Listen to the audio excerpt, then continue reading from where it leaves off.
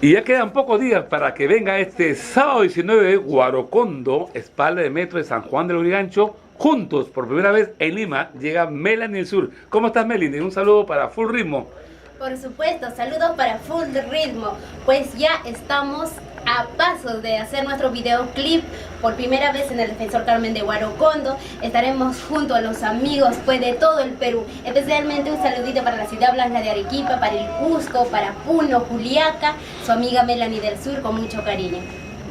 Este sábado 19 estará contigo, Melanie. A ver, dime. Pues estaremos con Chinito de Landen, Marco Antonio Apaza, Alicia de Acomayo.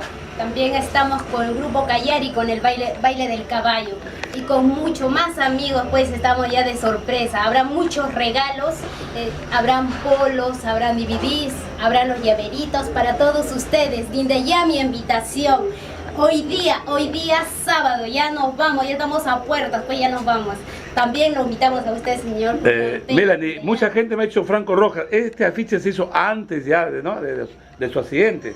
Por supuesto, con Franquito nosotros ya hemos trabajado en varias oportunidades y habíamos conversado bien, habíamos quedado la fecha, todo ok, pero lamentablemente sucedió esta desgracia. ¿Qué se puede hacer? Pues ya, Melanie, entonces después del evento iremos a visitarlo pues a Franco Rojas, estén en Arequipa. Por supuesto, lo estaremos apoyándolo. Desde ya estaba conversando con su coordinador y yo sí, estamos para apoyarnos entre nosotros. Ya, Melanie, y este sábado 19 estamos contigo, Melanie.